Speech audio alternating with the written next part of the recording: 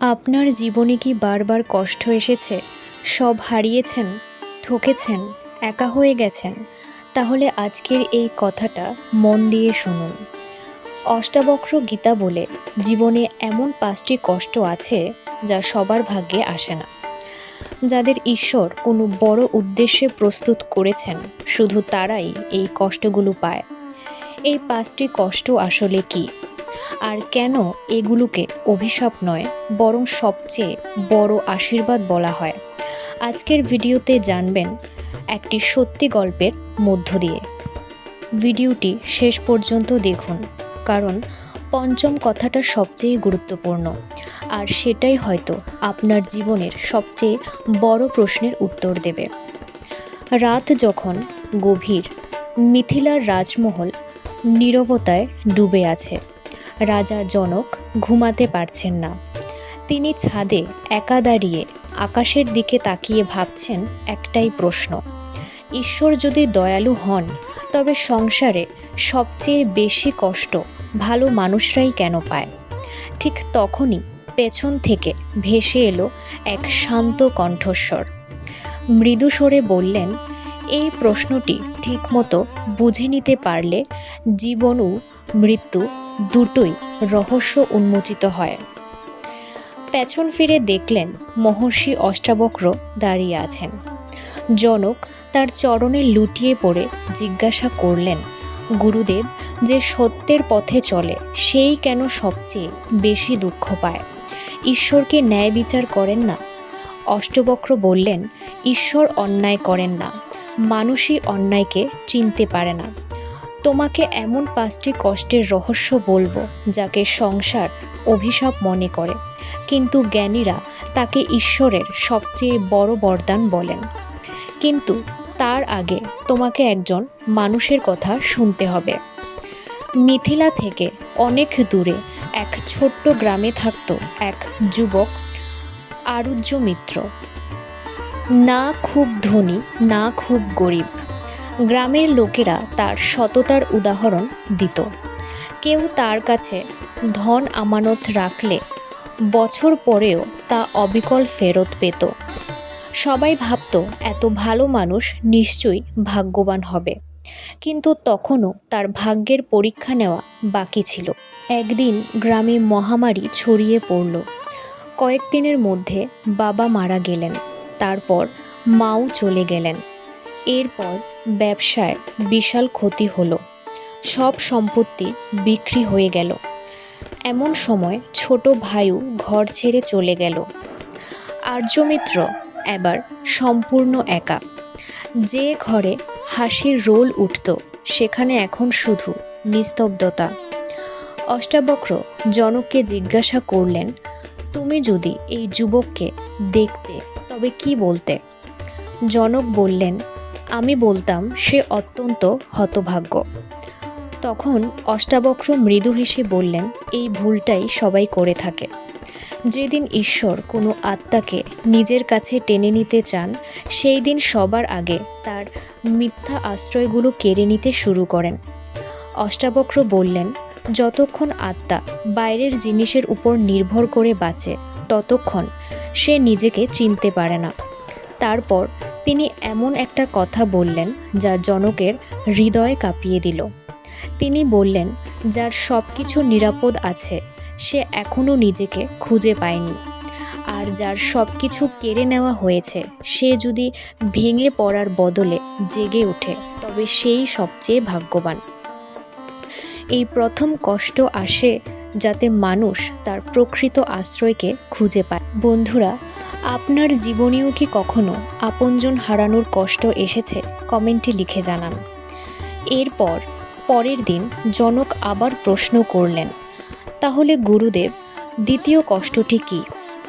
অষ্টাবক্র বললেন, দ্বিতীয় কষ্ট হলো বারবার ব্যর্থ হওয়া। জনক এবার অবাক হলেন। অষ্টাবক্র বললেন, সাফল্য যদি বারবার মিলতে থাকে, মানুষ নিজেকেই ঈশ্বর ভাবতে শুরু করে, কিন্তু ব্যর্থতা তাকে তার সীমা মনে করিয়ে দেয়। এদিকে আর্যমিত্র হার মানেনি। নতুন শহরে গিয়ে দিন রাত পরিশ্রম করে ব্যবসা দাঁড় করালো। মনে হলো এবার জীবন বদলাবে, কিন্তু এক রাতে আগুন লেগে পুরো গোদাম পুড়ে ছাই হয়ে গেল। লোকেরা বলল, তোমার ভাগ্যটাই খারাপ। কিন্তু সে আবার শুরু করলো, এবার চাষবাস। কিন্তু ফসল কাটার ঠিক আগে শিলাবৃষ্টিতে সব বরবাদ হলো। এবার গ্রামের লোকেরা তাকে অপয়া বলে ডাকতে লাগলো। সেই রাতে তার মনে প্রশ্ন জাগলো, প্রভু, আর কতকাল এই পরীক্ষা? তখনই ভেতর থেকে এক কণ্ঠস্বর ভেসে এলো, যতক্ষণ তোমার ভরসা পরিণামের উপর, ততক্ষণ এই পরীক্ষা শেষ হবে না। তারপর অষ্টাবক্র জনককে বললেন, শোনো রাজন, আর্যমিত্রের ভুল চেষ্টা করা ছিল না, তার ভুল ছিল পরিণামের সঙ্গে আশা জুড়ে দেওয়া। সফলতা এবং ব্যর্থতা দুটোই মনের অবস্থা। আত্মা এই দুটোরই ঊর্ধ্বে। যেমন সোনাকে আগুনে পুড়িয়ে খাঁটি করা হয়, ঠিক তেমনি আত্মাকে কষ্টের আগুনে পুড়তে হয়। এই দ্বিতীয় কষ্ট আসে যাতে মানুষের অহংকার চূর্ণ হয়। এরপর অষ্টাবক্র বললেন, তৃতীয় কষ্টটি সবচেয়ে কঠিন।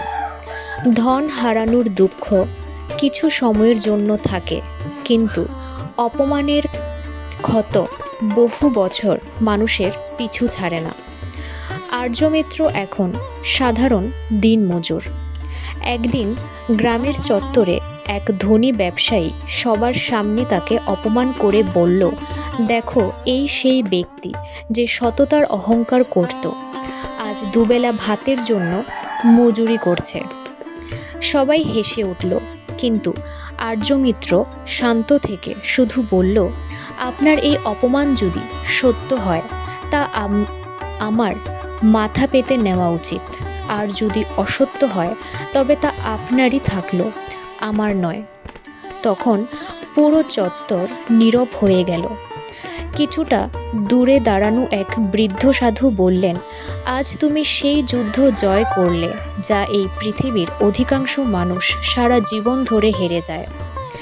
এরপর অষ্টাবক্র জনককে বললেন, যে ব্যক্তি অন্যের প্রশংসায় খুশি আর অপমানে দুঃখী হয়, সে এখনও সংসারের দাস। যেই দিন তোমার মনের শান্তি অন্যের কথার উপর নির্ভর করবে, সেই দিনই তুমি নিজেকে হারাবে। এই তৃতীয় কষ্ট আসে যাতে মান সম্মানের সমস্ত মোহ কেটে যায়। বন্ধুরা, আপনি কি কখনো এমন অপমান সহ্য করেছেন যা পরে আপনাকে শক্তিশালী করেছে?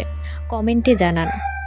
তারপর বছরের পর বছর পরিশ্রম করে আর্যমিত্র আবার কিছু সঞ্চয় করেছিল, কিন্তু এক রাতে ডাকাতরা তার ঘর লুট করে নিল। সব শেষ হয়ে গেল মুহূর্তে। গ্রামের লোকেরা বলল, এবার তো ঈশ্বরের উপর থেকেও বিশ্বাস উঠে গেছে, তাই না? আর্যমিত্র হাসল, যা চলে গেছে তা তো আমার ছিলই না, আর যা সত্যিকারের আমার তা কেউ চুরি করতে পারবে না। অষ্টাবক্র বললেন, ধন কেবল শরীরের প্রয়োজন মেটায়, আত্মার নয়।